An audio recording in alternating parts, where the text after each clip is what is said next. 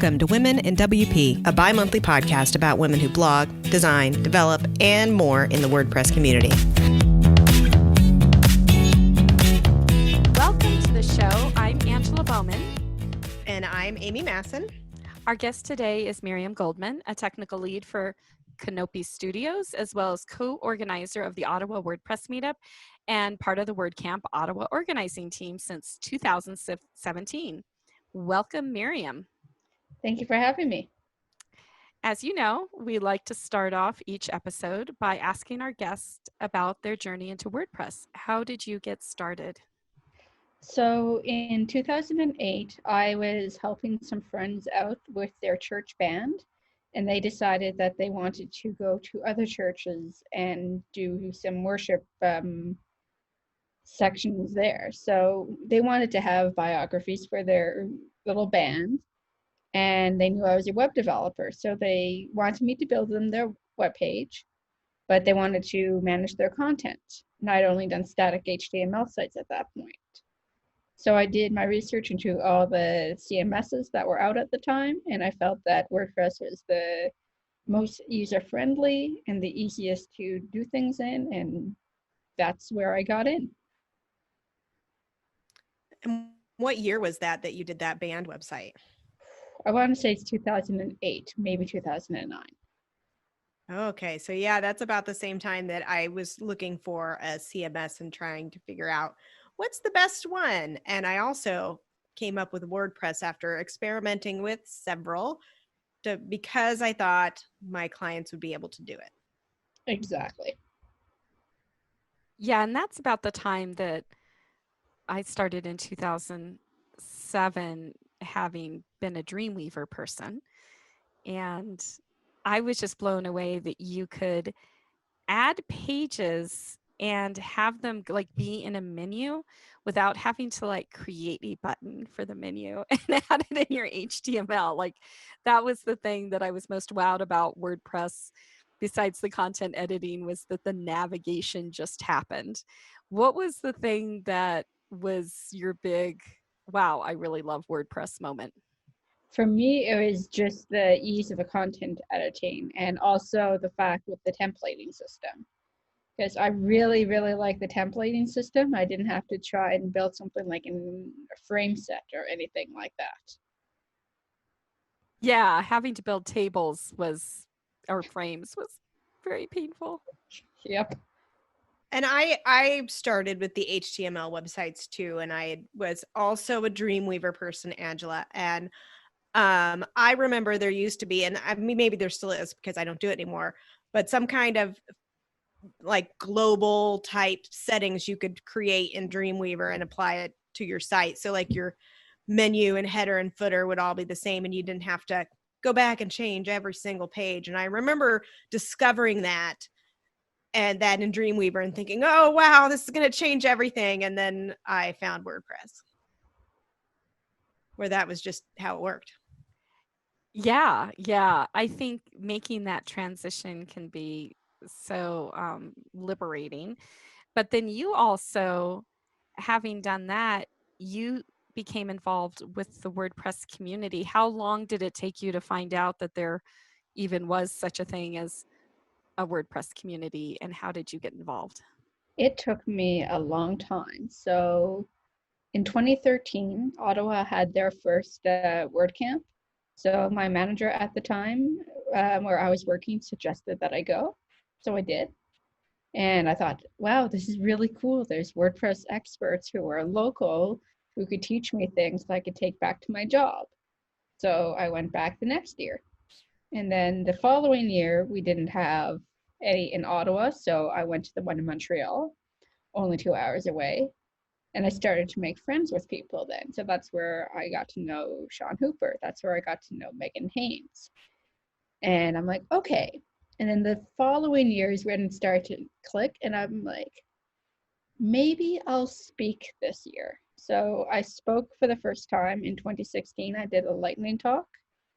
And at the time, I didn't have the confidence for public speaking. So after I finished my talk, I'm like, I'm never going to speak again. But hey, I'm good at organizing things. Do you want help with running the camp next year? And so I joined the organizing team for 2017. And then things just took off because I had an idea to run a Women in WordPress panel, and that was super well received. And it just gained accepted to WordCamp and WordCamp and WordCamp. And so that's when I started going to the more national and international community. And that's just where it all came out of, just me saying a panel would be a fun idea, and I like helping out. So I really need to know more about the very first Women of WordPress panel. What inspired you to come up with this idea? Who was on it, and what did you guys talk about?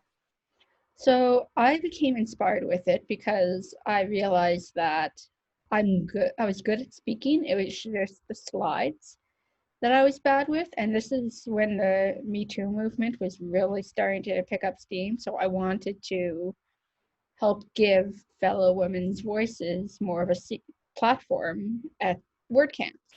So there is myself, there was my friend Christy Witt, who is also an organizer. Megan Haynes was our moderator. We also had Kathleen Presner from Montreal, and we had Tina Torovic, I believe her last name is, from Toronto. And we also had another woman named Laura, who wasn't really involved in the WordPress community, but she was new to WordPress. So I wanted to get different levels of experience, different roles. I'm a developer, Christy is a designer, Laura is a user. And we just talked about what our struggles were getting into WordPress, what our biggest accomplishments were.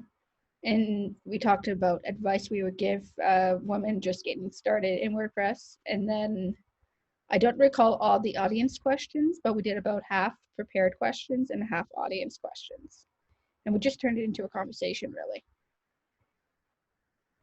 And why have I not ever seen this at any of the WordCamps I've been to? Have you been out of Canada with this idea? I have. I was at, in 2017, I was in New York City, Seattle, and Rochester. Okay. 2018, I was in Miami and LA. And I did not go out of the Canada last year. I was supposed to be in Buffalo this year, but we don't know what's happening.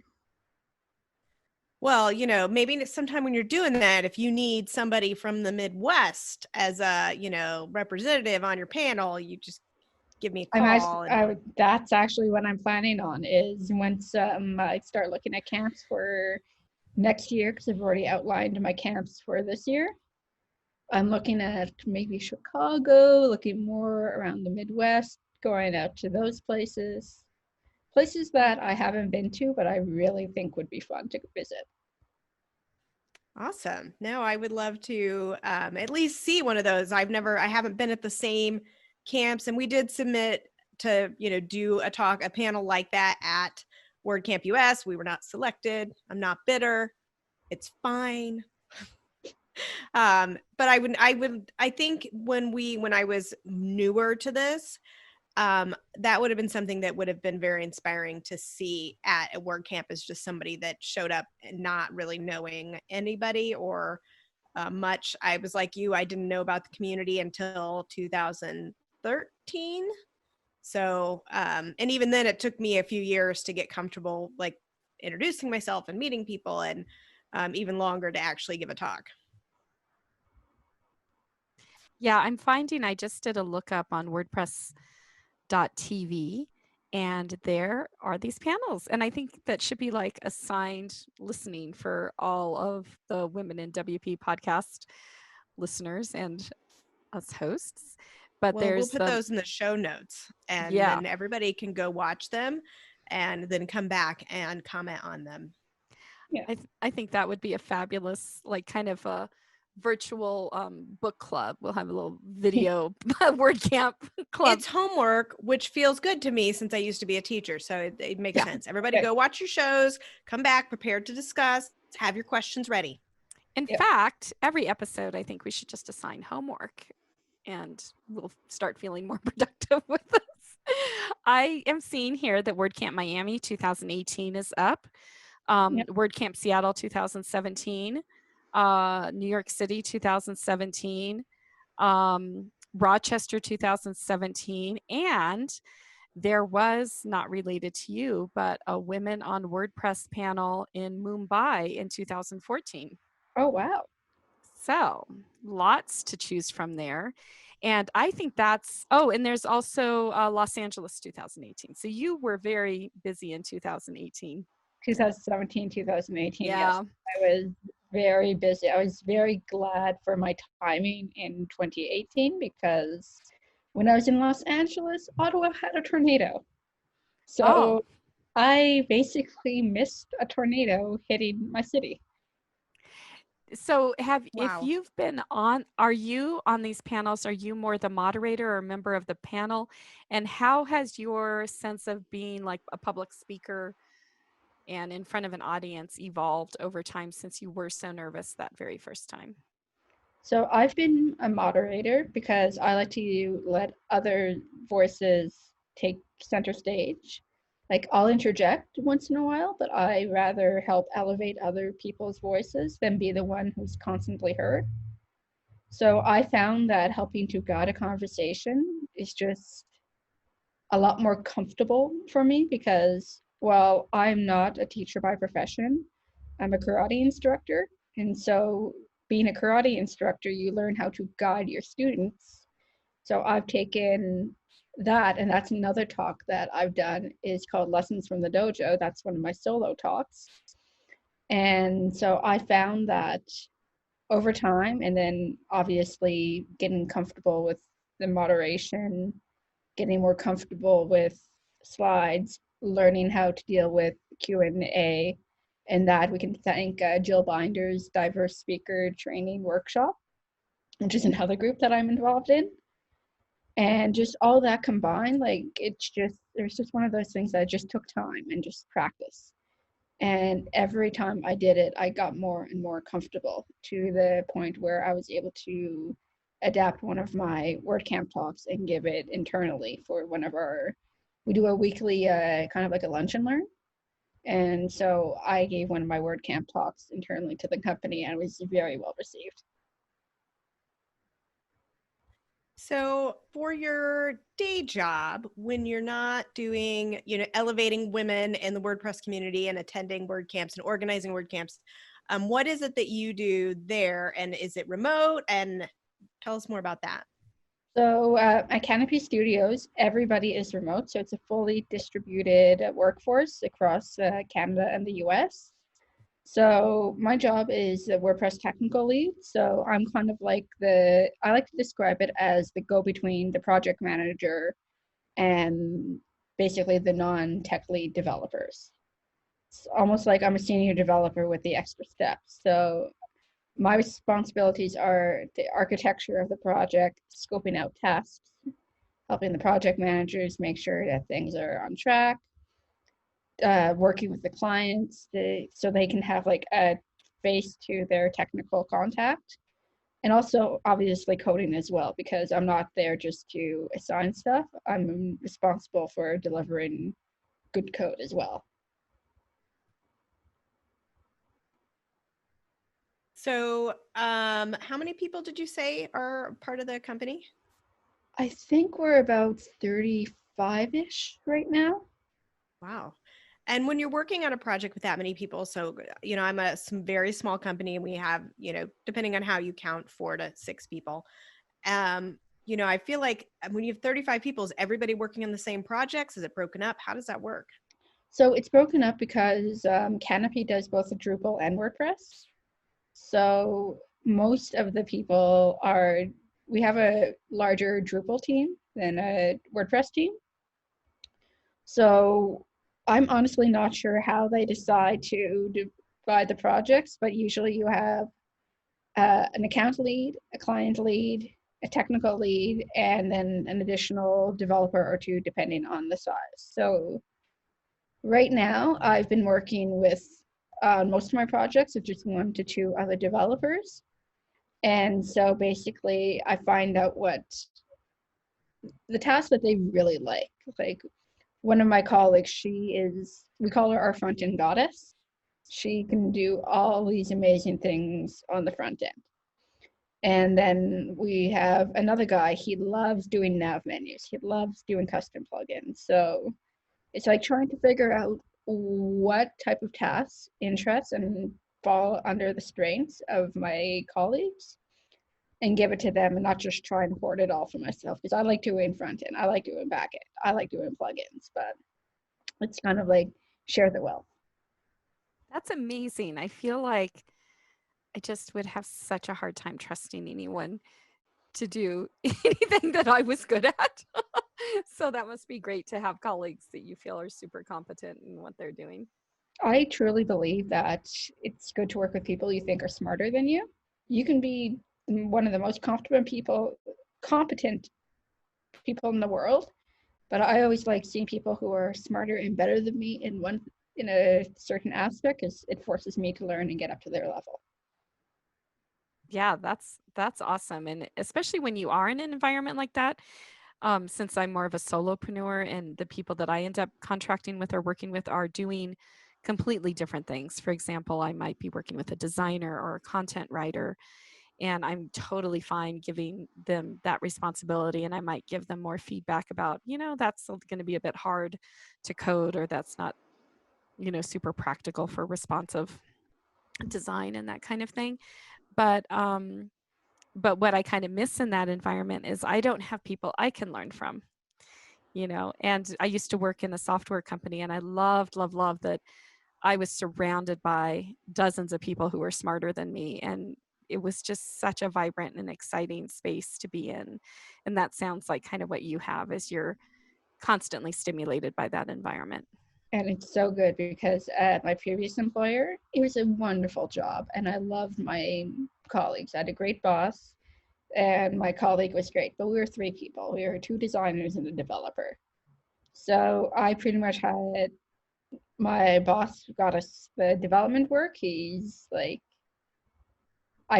he didn't get us anything too crazy, but basically he's like, okay, this is what we need to get done. How long do you think it's going to take to do, and how much should I charge the client? So I pretty much had carte blanche to do what I wanted to make sure that we got that. And it was nice, but if I ran into a problem, I had nobody to bounce it off of. And so I had to use my Google foo all the time. Yeah, welcome to my world. People really underestimate how important those Google skills are. Yeah, I'm definitely feel like the only way I've been able to do anything that I do is through Google Foo, which has its limitations. And when I've had a chance to work with other people, it's definitely been awesome. Tell me, so through your all of these panels that you've been on, has there been any themes that have emerged for you as you are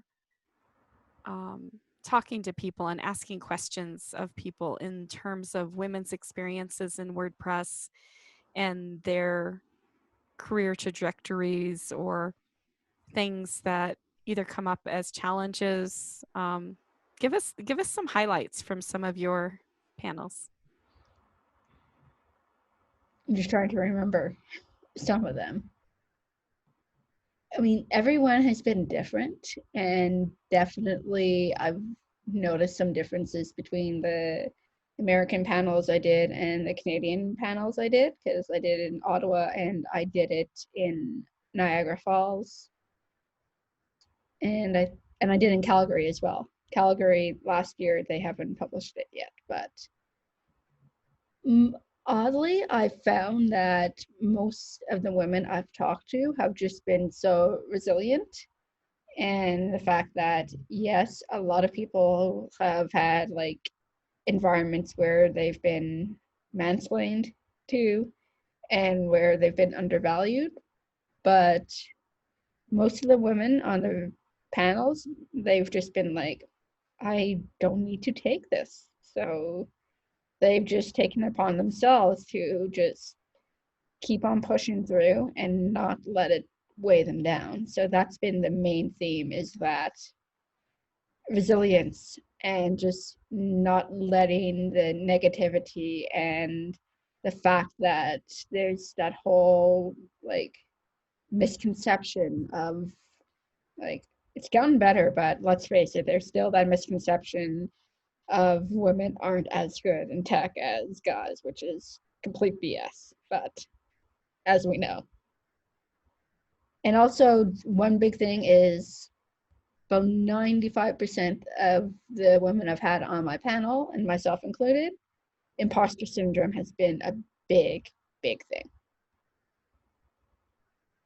And that's something that we have been talking about in some of our shows lately, is how women seem, at least in what I've observed, seem to struggle more with imposter syndrome than men. And I wonder, why is that so prevalent among women, and why do women never think they're good enough? Well, I mean, that's something that I guess is in all aspects of our life. We're always told we're not good enough. And whereas men project, I think they experience imposter syndrome, but it's different. And I don't know, I can't put my finger on exactly how. Yeah, that's a really good question. I've never really thought of it to that extent, but that would definitely be worth exploring, is the scene. It's like, why do women tend or seem to like struggle with it more than men, or at least are more upfront with it, with dealing with it? Because I'm sure there are some men out there who probably deal with it but just don't talk about it. Hi, Women in WP listeners. This is Angela with a quick note from our sponsor, Malcare. The thing I like most about Malcare is how simple it is to use. Unlike other security plugins that have an array of confusing options that you have to figure out whether or not to turn on and if they will break your site, you simply install and activate Malcare. That's it. It blocks brute force attacks to your site instantly and protects your site with a firewall. Regular security plugins are quite resource intensive because if they provide any sort of scanning, the scanning happens directly on your hosting server, which can really slow down your site. Malcare, on the other hand, copies your site encrypted to their dedicated cloud servers. So all of the scanning processes occur in the cloud, ensuring that Malcare never impacts the performance of your site. Malcare's regular, deep, clean scanning of your files and database can dynamically detect even the most complex malware. This ensures that you're the first to know if your site or client site has been hacked. Using Malcare's one-click instant removal tool makes your site malware-free in minutes at a fraction of the price of other security services.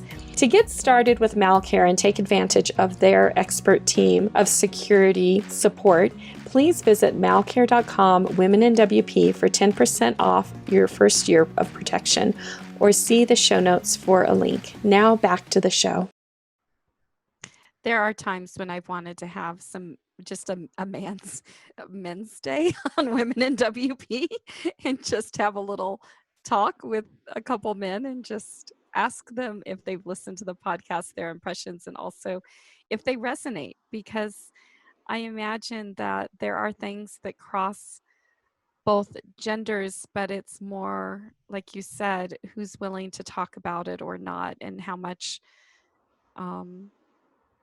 is some of our experience just about what we're willing to make public and bring to the front. And but yeah, it is interesting that people do have very different perspectives and experiences, and they can't even really relate to the other experience at all because they just haven't experienced it, and so they don't understand what it's all about. I'm trying to think of a good follow-up question about anything else related to those panels in terms of what maybe level that community has maybe helped the women that you've had on the panels, like because you've gotten involved with the community and it seems like it's benefited you. And like what specific ways has it benefited you, and have you heard that same thing from other people? It's benefited me because it's gotten my name out there. People know who I am. Like, I'm not some random Canadian from Ottawa coming to apply to a WordCamp that they've never heard of. I'm somebody who's involved in the community, and I know people are not just coming with some random idea. So it is likely helping me for the WordCamps that don't do blind selections, that do weigh in, like, is the speaker well known within the community? Have they spoken before? It's definitely helped me get into more WordCamps as time has gone on. And as for others, most of the people I've had are actually pretty well known already in the community. Tessa Crusoe, Bridget Willard, Michelle Thomas from Bluehost was on one of my panels. Catherine Presner, she's pretty well known up here in Canada. So it's just been one of those, and in the very least, it's benefited me and everybody in building friendships. Like Sandy Edwards, I still talk to. So Bridget. And how do you go about, recruiting and finding the people that you want to be on your on your panel? I usually get the organizers' help. So I tell the organizers that, look, I'm looking to try and get some people from your local community. At least half of the panel I want to be local. And I want to look for basically different backgrounds, such as designer, developer, marketer. But I also want different ethnicities, because I don't want it to be a panel of white women. So I want to get African Americans. I want to get Asian Americans. I want to get Latinas on there. And my goal one day is to get somebody from the LGBTQ community on there. And I'm even considering pivoting a bit and getting a non-binary voice on there, because I think their voices are important too. And it's just, they're not being heard. So that's what I do, is I try and I talk to the organizers, and if they can't help me, then I put out a call on Twitter for a couple of the panels saying, hey, would you be interested in being on this panel? Please contact me at this email address. And then usually I don't get like a swath of applications, but I get 4 to 5. And so I chat, give them the expectations, how I think it will go. And I say there's no pressure, but are you interested? And do you have like before you submit, do you have like your plan of who's going to be on the panel, or do you submit, get accepted, and then go looking for your panel members? I look for my panel members afterwards, because I don't want to have a bunch of panel members who suddenly get like, oh, we didn't get accepted. Poop. That's really fascinating. We're taking notes. I think you could have started this podcast, Miriam. Yes. I was wondering, so you're also involved with the diversity training for speakers. Is it for speakers, right? Yes, diverse speaker training group, the one that Jill Binder is the lead for. Yes. And I run 2 meetups. One is a foundation sponsored meetup, and one is not a foundation sponsored meetup. What are, like where I live in my city is, we don't have a lot of diversity. I do try to get at least women to come speak, and I've really had to, encourage them in different ways, because they might be super introverted and shy. And I just had a woman at our meetup last week, and she was very hesitant about it. And I just told her, well, we could do it as a panel, and, just tried to ease it. Like, you don't have to fully be responsible for this. And then everything moved to Zoom because of coronavirus. And she did this presentation that truly knocked our socks off. And I thought, wow, I really had to pull teeth to get her to do this. And it was one of the best we've had in quite a while. So what are the takeaways from your diversity speaker training that you feel like meetup organizers can do to try to increase that diversity in their meetups? Well, the great thing about these workshops, it really focuses in on realizing that people just what are their barriers to speaking? Is it physical limitations? Is it the fact that they're scared stiff about speaking?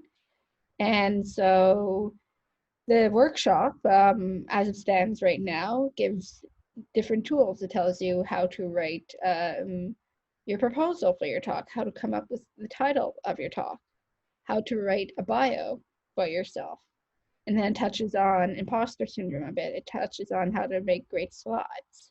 So it's just some great tools that you can do. And the great thing about this workshop is it's not WordPress specific.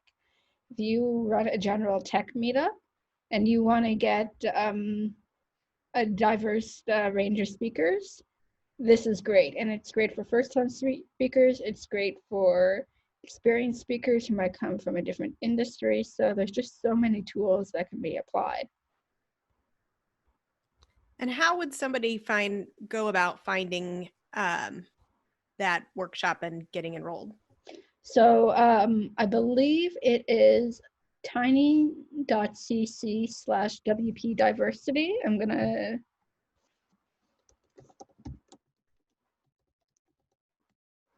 So if they go to that URL, they will come up, I believe, because right now we're shifting due to coronavirus, but I believe we might still be offering training for these workshops to get people to run the workshops. So that's what my role is. I'm the trainer. So I'm the trainer who trains the trainers. And I did get on here, and I got on, involved with this when it first came out, and I wrote and said, I want to do this. So let us know if you'd like to run a workshop. But then I never heard back. And I'm wondering, should I go ahead and sign up again then? I would sign up again because Okay. it may have been before I was involved. I may not have been a trainer yet. So that happened about 6 months into the establishment of this group. So how would it work? Like if I'm a meetup organizer, would I sign up and you would teach me how to train other people, but then Correct. would I set up a specific time through my meetup Yes. to then invite people to be trained? Yes. So that's how it works. Okay. So Okay. people go to that URL, they fill in the form. Right now, just because of how everything is, we'll do like a one-on-one and determine the best time for myself or Angela Jin in Spain. She's the other trainer. So one of us will train you. It's basically a 2-hour Zoom call where we do a quick run through so you get familiar with the workshop. It's not to teach, we don't try and teach you everything in there, but just get you comfortable with it. Then we give you resources. Here's your slides that you can use and adapt. Here's our Slack group that you can join. And we're always available to help you. And then we encourage them to, the meetup organizers, to let us know when they run the workshop. And then we just continue to follow up. And I did send a message out to my meetup group, which has a lot of people, like over 1,000, saying, hey, I'm going to do this workshop. Would anyone be interested? And I just like crickets. But I bet if I put it on meetup.com as a real event with a real date, and I'm going to teach you how to do this, I'd probably get people signed up. Yeah, definitely. And it's nice for me to know this is how it works, that you're going to train me and then I'll train them. And that might be really cool. Yeah, I'm excited.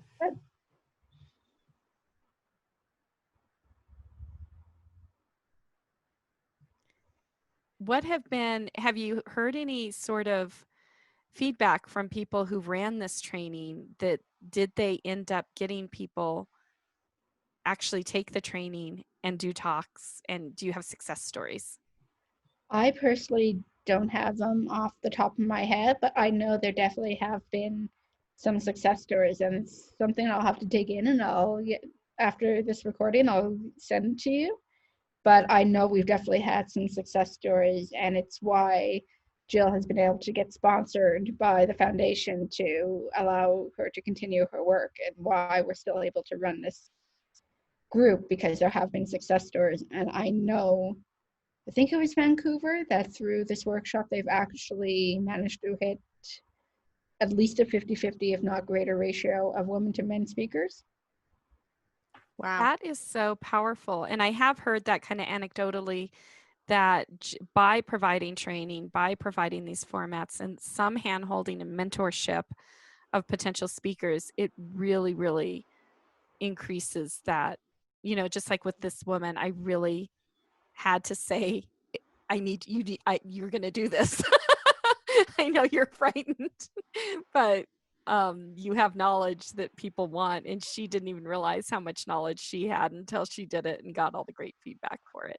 That is exactly one of the major things that we try to drive home, I guess, in the workshop is you'll be surprised with the knowledge that you have. You don't need to be an expert. You just need to be passionate about the knowledge you have and be willing to share it with others.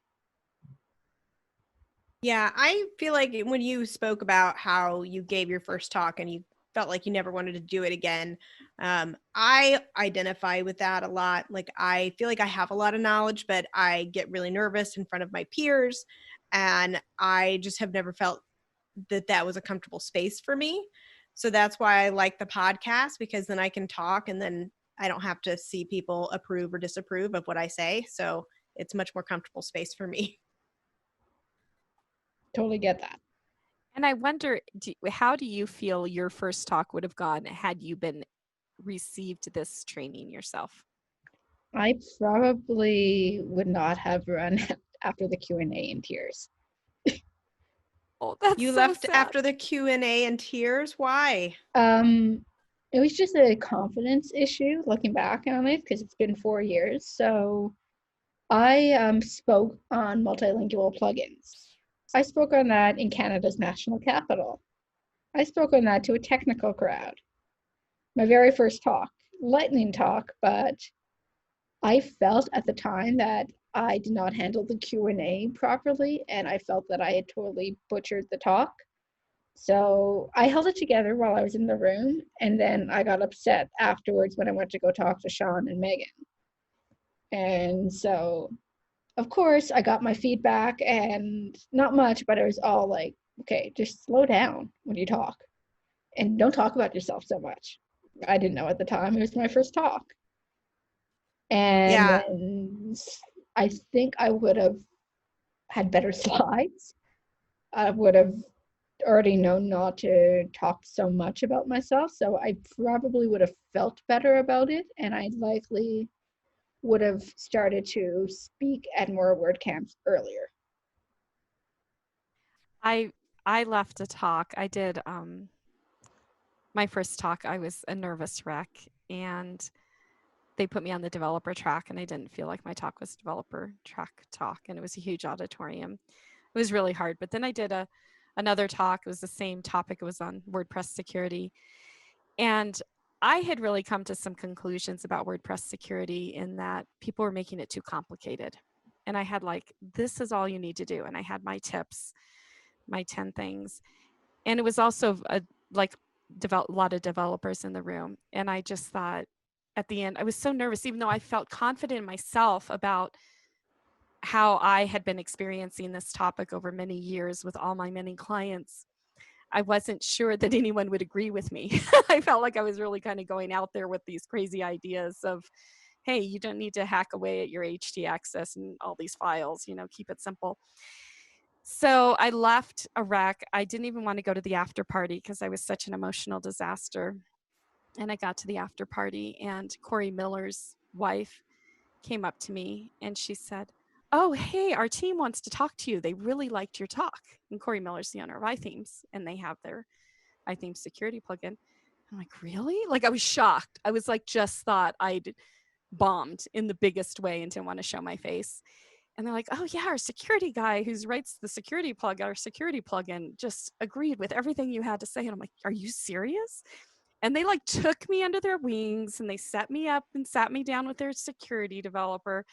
And he said, oh man, and I just really loved that you said that backups are not a security thing. They're like a disaster recovery, but they don't really help you when your site's hacked. And, you know, like all these little points that I had made, he's like, I 100% agree. And I'm rewriting our plugin along all those same principles that you've said. And it was really affirming, but it's nice that you had those people to go back to and get that feedback. And I think in a way, doing a talk all by yourself and you don't have friends that you can necessarily ask for feedback would be devastating because you don't know if you did a horrible job or not. And even though you still cried, at least you had people to talk to. And do you feel like that helped you to kind of recover a little? It definitely did, because again, I didn't want to go to the after party, but I got my butt up and I went. And again, Catherine that's when I met her. That's when we chatted. And she's like, no, I think you did a good job. So, but here are some tips that can help you with your speaking. So it was just more of not so much about honing in on my talk itself, but reassuring me that I wasn't a total failure as a public speaker, and that they were offering me resources to help me feel more comfortable, because they all wanted to see me speak again. And here I am 4 years later. And you spoke a lot. I spoke a lot. If you'd asked me 4 years ago that I would be going on podcasts, I would have laughed in your face. Well, I wonder if, when women are speaking versus men, if I just wonder if men think about the same kind of things. Like, I worry, am I being judged because of my looks, or because of my weight, or because of my voice, or because of my slides, or, every single thing that somebody could possibly judge me, or things I'm worrying about. And I wonder if men they just don't think about all those different things when they're speaking. Yeah, that's a good question. I've never really thought about that. That'd be interesting to ask men about that. But We would they need be a honest? survey. We need a survey of men speakers and ask them, and like have men and women both submit the same survey. Oh my goodness, homework for Amy. Create the survey and just find out, because I just wonder if maybe the reason more men are volunteering to speak is because they're not as attuned to all the different ways that women are focused on, feeling insecure about.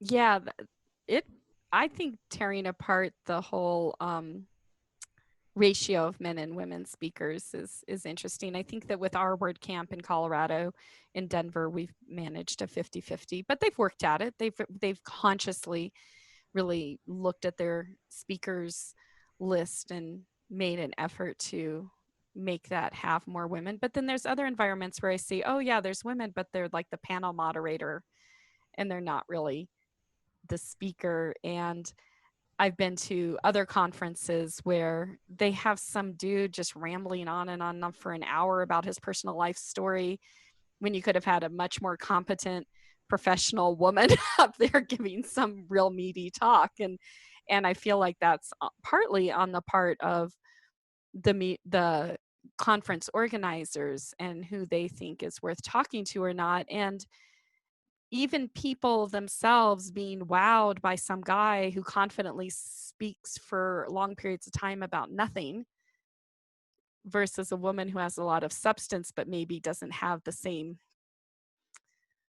exuberant personality about their empty topic that they want to talk about. It's just amazing, I guess, to me, what dudes can get away with blathering on about. And maybe as women, we're just much more critical of ourselves and like, well, I don't think we could get away with those kind of talks. I think women are definitely much more critical of themselves in that public sphere kind of way. Tell us, in Ottawa, we got to talk with Christy Witt, and I'm all intrigued that there's this whole Ottawa community, and I've never been to Ottawa. What do you do up there for fun? And what are some of your hobbies? Well, let's get into the hobbies first, because it's very eclectic. So when we're allowed to go out and do things, as I mentioned, I am a karate instructor, so I train martial arts. I've been doing that for 13 years. I'm also a competitive Latin ballroom dancer that I've been doing that for 6 years. And I also play in a community band. I've played clarinet since I was in grade 7. So I've been playing clarinet for 23 years now. So I continued with it past high school, because that was kind of like my first love. And just, I love it because we just laugh all the time. It's all adults in our community band. So we get to work, we get to play music, but we also laugh in between it. And our musical director, he's a great guy. He's just, we just joke around all the time. So those are my hobbies. And in terms of what I do for fun, it's that. And then reading, or just watching random YouTube videos. I love watching things like Bon Appetit or Alton Brown because I love to cook and I love to get inspired for different recipes and everything. One of my friends just sent me a YouTube channel called Sous Vide Everything. So I bought a sous vide stick about 2 months ago and I have been obsessed with it. And it's just, it cooks everything so fantastically if you add the right spices to it. And once I get a cast iron pan, it's going to be even better. What? Describe this more. And also you need to share a recipe. I have not heard of this stick. I need more information. So basically, it's a stick that you kind of like screw onto the edge of a pot, and you vacuum seal your meat or vegetables. You add like herbs, spices, a little bit of sauce, not so much to overwhelm it, and it cooks under vacuum. So that's what sous vide means. So basically, the stick basically warms up the water and it circulates it to be even cooking. And you just submerge the vacuum sealed bag for however long you want to cook something. And it just comes out evenly cooked. And they suggest that you put a sear on it. I can't do that right now, but eventually I will be able to. And it just helps soak in the flavor. So I've done pork chops, I've done steaks. I haven't done chicken in it yet, but I did. I had some leftover maple syrup, so I did some honey maple carrots. Just basically sliced up carrots on my mandolin, put in some garlic powder, some maple syrup, some honey, cooked it for however long it was supposed to be, and I had it on the side of my rice. And that combined with my Instant Pot, I rarely use my oven now or my stovetop. I was just looking at them on Amazon and I'm like, oh, this looks like something I can actually keep in my cabinet, unlike my Instant Pot, which is huge and I have nowhere to put. Yeah. So I'm going to have to do some research and learn more about this item. Un-WordPress related, but I think WordPress related either. Both. We have to eat. Exactly. And this is important stuff.